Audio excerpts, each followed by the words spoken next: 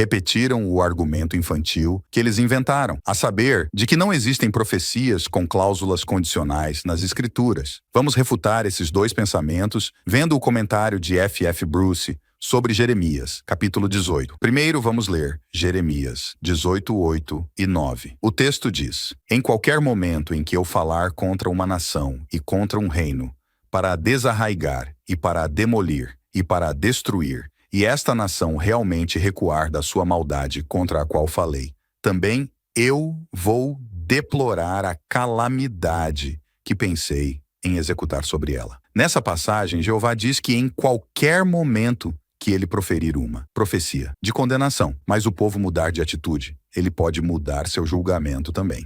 Ora, vemos aqui o próprio Jeová refutando a seita dos caraítas quanto a se existe condicionais em profecias.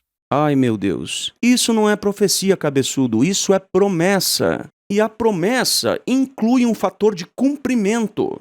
A promessa pode ser condicional e ela inclui um fator futuro também. Por exemplo, eu posso fazer uma promessa para o meu filho. Ó, se você for bem no colégio, na escola, eu vou te dar uma bicicleta. É uma profecia? Não, é uma promessa, mas ela tem pontos em comum com a profecia.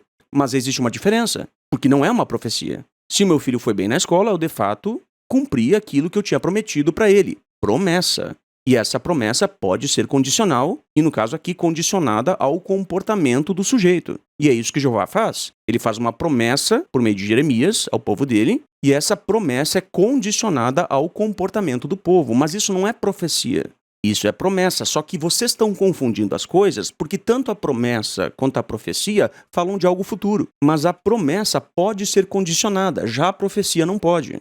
Por exemplo, quando Jeová profetizou e prometeu também que viria o Messias, a profecia não é condicionada, porque o Messias viria, ocorresse o que pudesse ocorrer, não interessa. Se a profecia fosse condicionada, então a profecia poderia não ser cumprida. Só que não existe profecia da parte de Jeová que não é cumprida. Mas promessas podem não ser cumpridas se o requisito da promessa não for atendido também.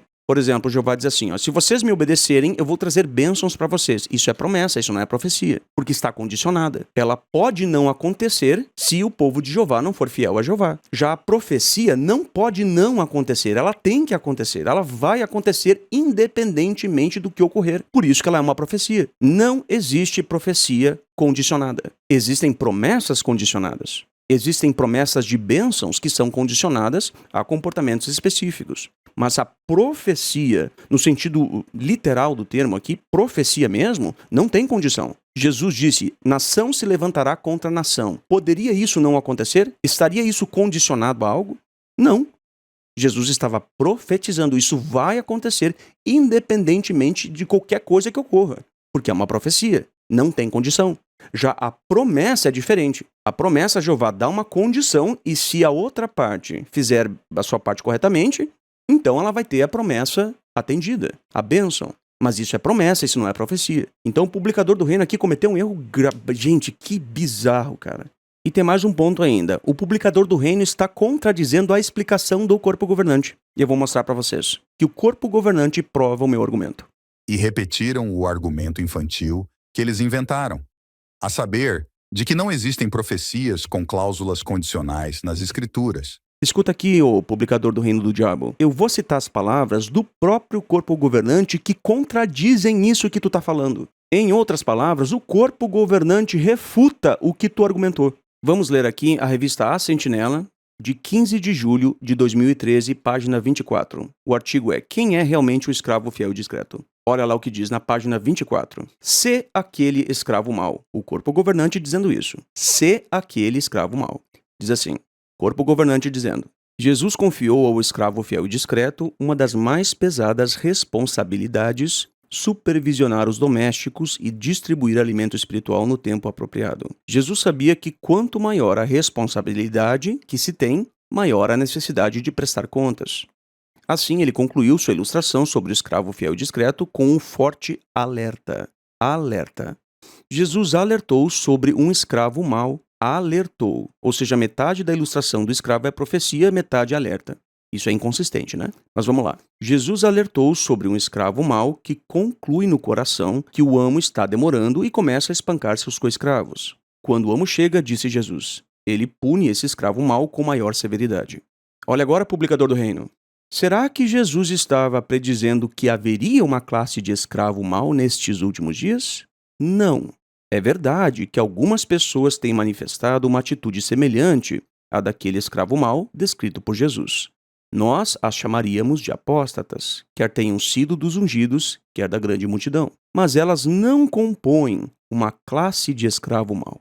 Jesus não disse que designaria um escravo mau. Suas palavras são, na realidade, um alerta dirigido ao escravo fiel e discreto. Note que Jesus inicia o alerta com a expressão se é que.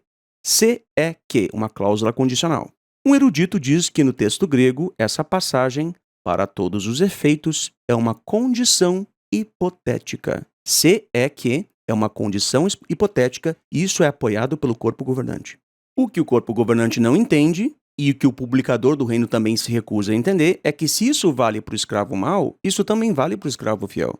Porque se Jesus não profetizou a vinda de um escravo mau, ele tampouco profetizou a vinda de um escravo fiel. Se metade da ilustração é alerta, a outra metade é profecia por quê? Olha só, veja o antagonista aqui do escravo mau, o escravo fiel. Diz assim, ó, feliz é aquele escravo quando o seu amo... Peraí que eu errei aqui, errei a leitura. O que diz ali? Ah, diz ali, ó, se o seu amo ao chegar o achar fazendo isso. Então note que Jesus falou em cláusula condicional, tanto em relação ao escravo mau, que não é profecia, segundo admite o próprio corpo governante, quanto em relação ao escravo fiel. Só que, segundo o publicador do reino, o fato de ser uma cláusula condicional não quer dizer que não é profecia, a não ser que seja em relação ao escravo mau. Aí a cláusula condicional quer dizer que não é profecia. Mas quando a cláusula condicional aparece em relação ao escravo fiel, aí não quer dizer que não é profecia. Meu irmão, o que tu tem na cabeça? Meu Deus do céu, publicador do reino, se tu não entendeu isso até agora, tem que pegar um gato morto, dar com um gato na tua cabeça até o gato começar a miar. Evidentemente, isso não é profecia. Isso é alerta. Poderia haver dois desfechos. Ou o escravo estaria dando alimento, ou não estaria. Não está profetizado que ele daria alimento. Não está profetizado que ele não daria alimento. As duas possibilidades poderiam ocorrer. Qual delas ocorreria? Quem decidiria isso era o escravo. Mas não era uma profecia. Era um alerta. Ele tinha que fazer isso. Se ele fizesse isso, então teria uma recompensa para isso. Da mesma forma, todos nós cristãos, se nós cumprirmos diligentemente com nossas obrigações cristãs, nós teremos a bênção, nós seremos promovidos, assim como Jesus falou na ilustração sobre o escravo fiel. Então, este é um alerta para nós, para que nós hajamos assim como o escravo da ilustração agiu, com diligência, com prontidão. Então, este é o sentido da ilustração.